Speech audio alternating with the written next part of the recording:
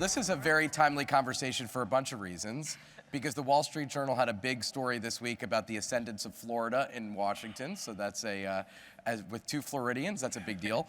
And also we have the CR on the floor today. So let me introduce our 2 panelists, 2 of the most senior appropriators in town on a day when the appropriations process is in full swing, depending on who you ask. Both from Southern Florida, Mario Diaz-Balart has been in Congress since 2003 and represents a district that now stretches from Miami all the way to Naples, which I was surprised to see. I didn't realize that. Mr. Diaz-Balart has a legendary family in Florida politics. His brother Lincoln, who recently passed away, and our condolences to you for that, was in Congress from 1993 to 2011. I go on TV with his brother all the time on MSNBC, so that's not a part of the political family, but still a good gig.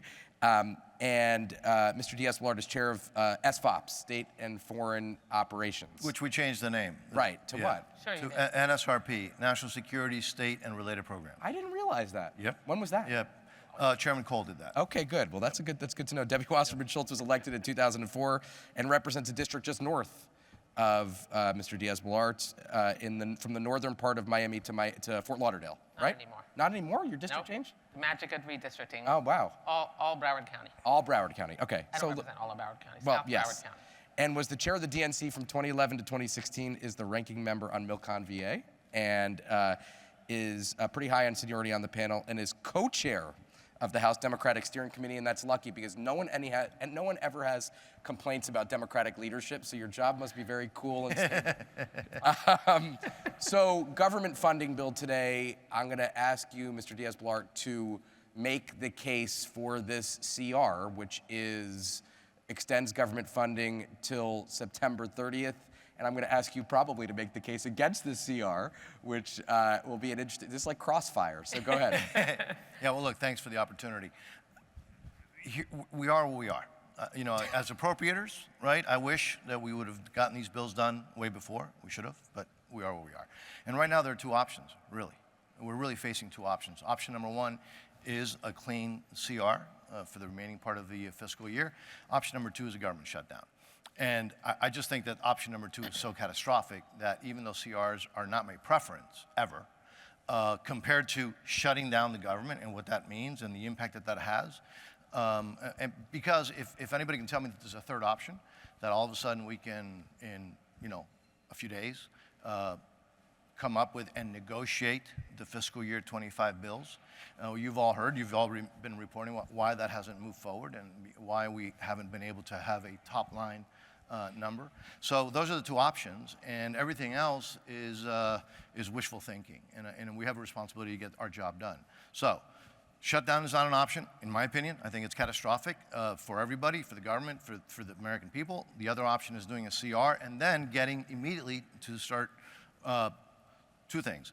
If we can negotiate while we have a CR some of the appropriation bills, we could still do that, and the chairman of the committee has been saying that. But, and if not, we immediately go into the fiscal year 26 bills and hopefully get back to regular order. Okay, why is he wrong? Well, he's wrong because we're appropriators. First of all, thank you for having me, and it's great to be here with mi hermano. And I mean that in every sense of the word.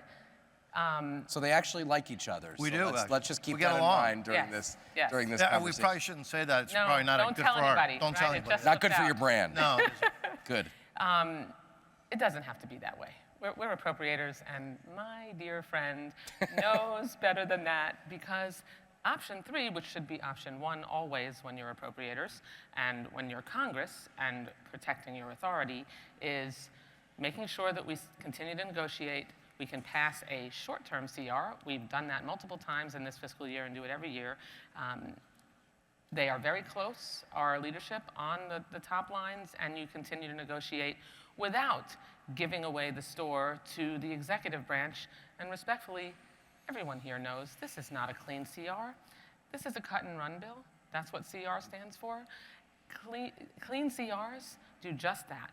They push forward the current year funding and make a couple of anomalies, and that's all.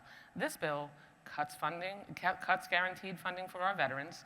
It cuts 44% out of the Army Corps of Engineers budget, and it makes other cuts as well.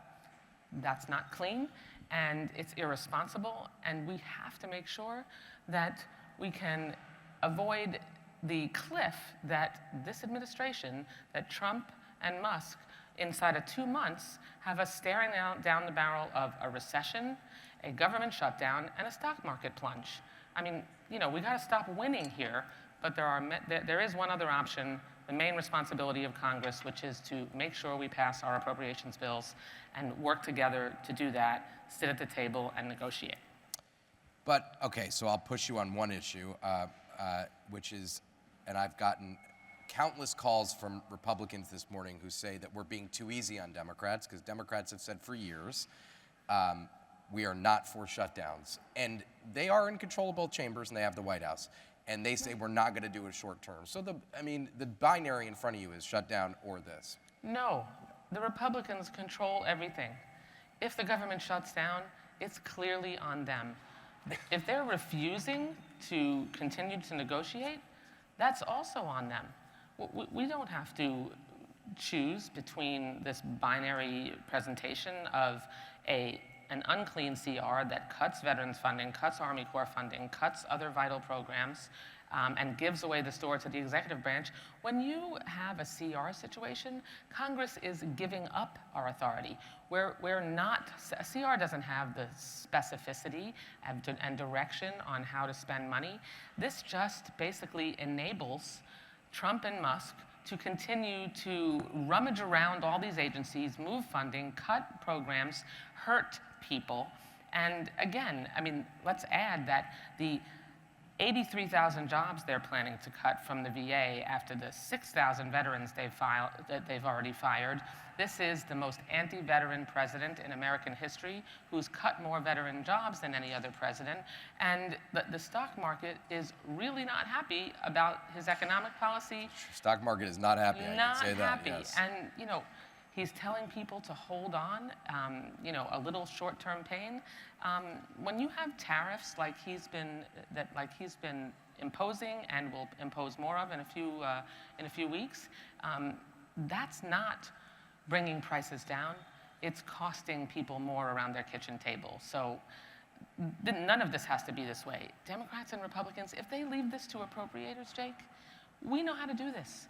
We know how to bring appropriations bills in for a landing, and that is the most preferable option that avoids cuts. We can pass a short-term CR for a month, and we can get this done. All right, the ball's in their court. Now I'm going to push you, Mr. Díaz-Balart, which is, here's my question on this. I mean, we have gotten into, on Capitol Hill, what is seemingly an endless cycle of these CRs, and just this process, from a completely objective point of view, has broken down in ways that I think, when you guys both came to Congress, you've both been here for a little bit, was unimaginable. What is going on? Why is it so screwed up? Yeah, and that's You see, she's really paying attention for this question. Yeah, well, because that's been going on for a while now. And I would hate to say course. that. I mean, it's, as appropriators, we've been frustrated, Republicans, Democrats, on the committee with Republican and Democrat leaderships. So this has been a kind of a trend. We've gotten to the point where I guess, plus a lot of our colleagues, frankly, don't really understand the appropriations process. Correct. They confuse it. I still hear it now when they will confuse it with reconciliation, which are two totally separate issues. Completely different issues. And that's members of Congress. There's been so much change and turnover that there's very little understanding about the appropriations process. And so, but let me just address a couple of the issues. Look, what Debbie has said about, I mean, I wish we would have done this months ago. But if the Democrats couldn't reach an agreement on a top line number with Tom Cole and Susan Collins, you got an issue. I mean, those are two of the most reasonable and thoughtful people in Congress. And we all know, it's been widely reported by the press, that it's because the Democrats were insisting on now putting things to control, to stop, to micromanage the President of the United States, which of course Republicans were never going to agree to. By the way, Democrats didn't agree to that when Biden was in the White House either. And so this is nothing new. And I would go back to what I said at the beginning. Cut through all the wishful thinking. We are now facing either a shutdown or a CR, and we'll see who votes the way they do. But those are, unfortunately, the two choices. We have to get back to regular order. And regular order means getting to the, if we can continue to negotiate after a CR for the 25 bills, great. Otherwise, we need to get to getting the bills done. Now, I don't want to point fingers, but we're all responsible for it, right? Congress is writ large. But in the House, we passed 70% of the spending bills off the floor, of the actual spending. We passed all of them out of committee. The Senate didn't do any of it. By the way, controlled by the Democrats. Would it have been different if it was controlled by the Republicans? Who knows? But those are the facts. The Senate did nothing. They didn't pass one of their bills. We passed most of the spending, all of them through committee, off the floor.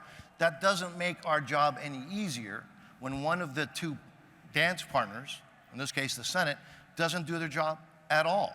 But again, it's a trend that we have to break. Do you well, let's actually move on from this to a couple more. Can I say one? Yes, please.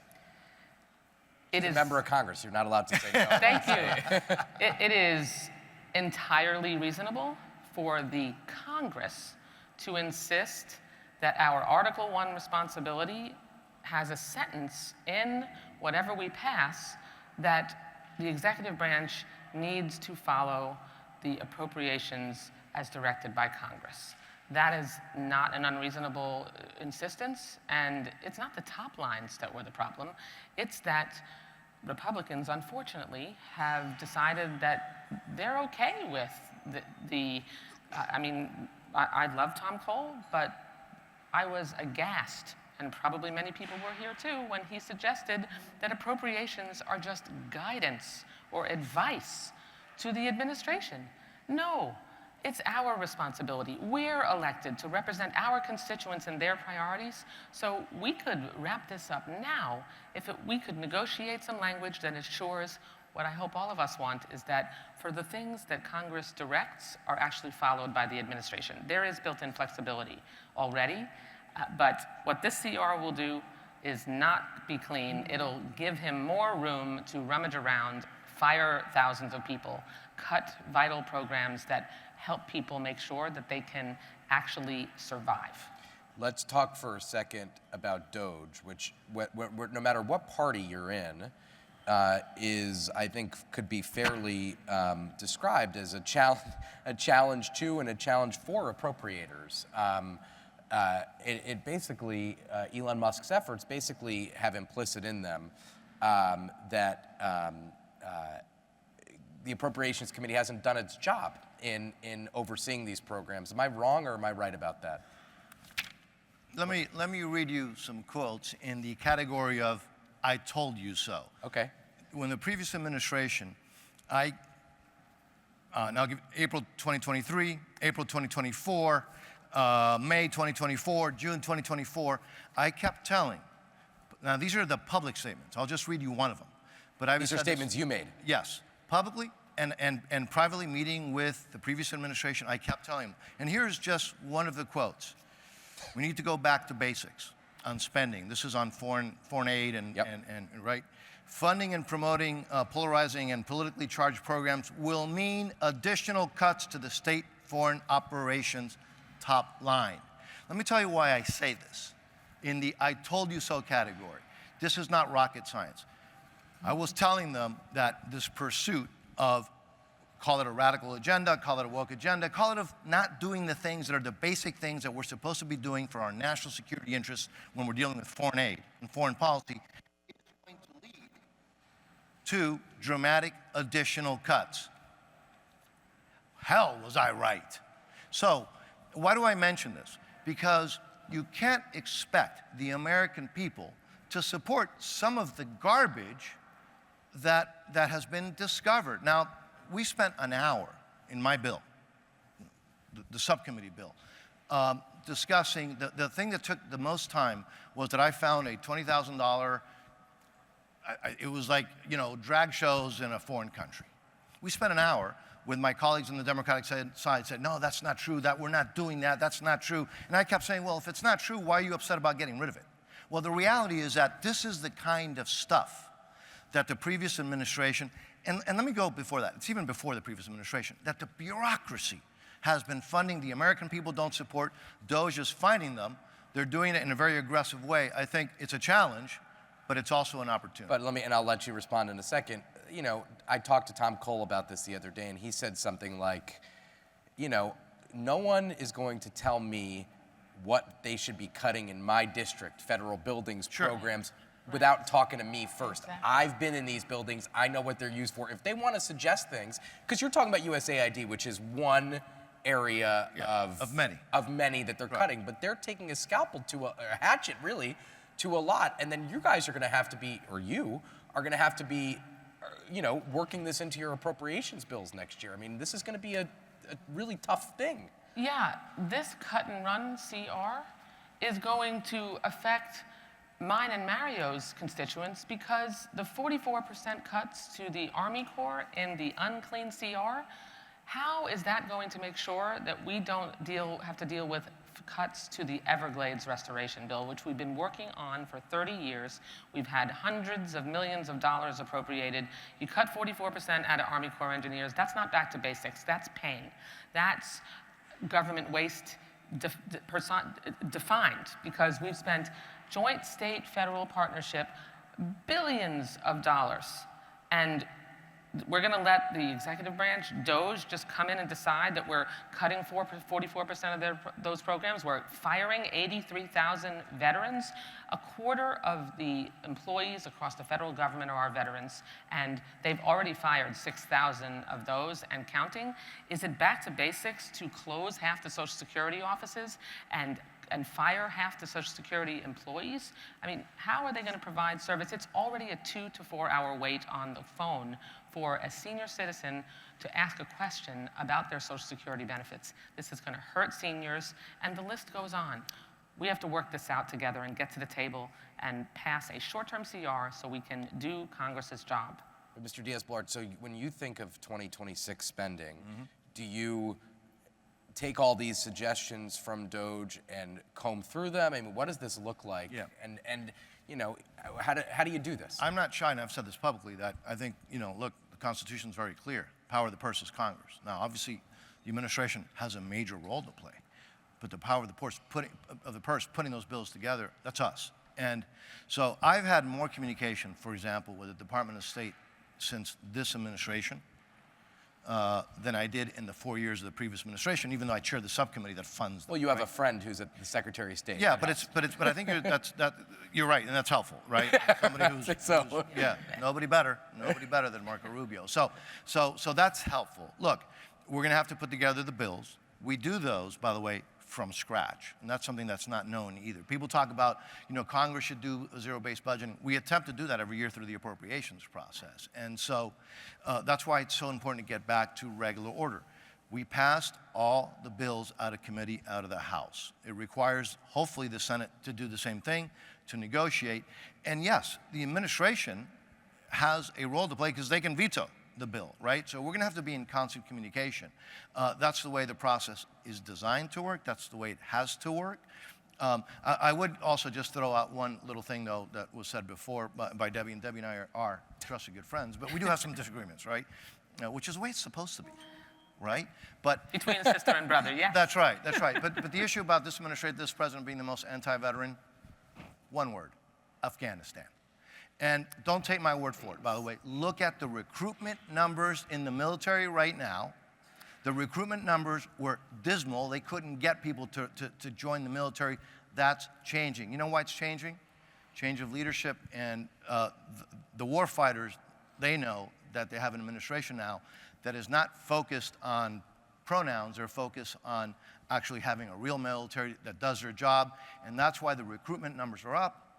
The facts are stubborn things. We're almost out of time. I want to ask you about your home state, Florida, which now has Marco Rubio at state, Pam Bondi at Justice Department, President Trump, a resident of the Sunshine State now. Florida has Mike Waltz as DNI. Or not DNI, sorry, National Security Advisor. Florida is definitely in a position, I think, that it hasn't been in a long time, and I think one of the biggest Republican delegations on Capitol Hill is Florida. Is there something that Florida needs right now? Because I think this would be a good time to get things done. I mean, what are priorities for your state, for your districts, as we get into 2026 appropriations and, you know, continuing with this administration? Well, let me just say that all of what we appropriate in FY26 is meaningless if an unelected billionaire and a president who is not following Article 1 responsibilities that Congress has for the power of the purse, if he just does whatever he wants with the funding in every agency, regardless of Congress's instructions. So this is not an inconsequential decision, and we have to make sure that we're protecting that power of the purse so we can take care of our constituents. But listen, we both agree, it's all about Florida. And so, no matter what administration is in charge, I'm glad that we have Floridians who we have relationships with, peppered throughout the administration. We absolutely have to make sure that we can finish Everglades restoration funding. We have vital infrastructure projects across our state that we have to bring in for a landing. One in my district is the Port Everglades dredging and deepening and widening project. We have vital healthcare needs. We certainly have to protect Medicaid because we have one of the largest Medicaid recipients population in the country. We have to defend and protect the Affordable Care Act. The largest signups of any state in the country are Affordable Care Act signups in the state of Florida. So I'm certainly hopeful. Mr. Díaz-Balart, very quickly, because now the time is going up, which means I'm over time. So give me your... Debbie and I have really kind of been the key folks on Everglades restoration. We're the two senior members of the Florida delegation. Now you're saying we're old, but it's well, all right. Yeah, but so yeah, I mean, there are some key projects that we have to, and I am all for, and I'm aggressive about that, defending our constitutional Article 1 powers. And that is not now. Remember when a president decided to ignore Congress and by the way, forgive student loans, and then the Supreme Court of the United States said it's unconstitutional, and then the president said, I don't care, I'm doing it anyways? That wasn't Doge, that wasn't, that was President Biden. Look, these are battles that we're constantly having. I will continue to defend Article 1 powers. We will work together on the key issues, and I'm optimistic as long as we get back to regular order. Debbie Wasserman Schultz, Mario Díaz-Balart, thank you very much. Thank you. Thank you.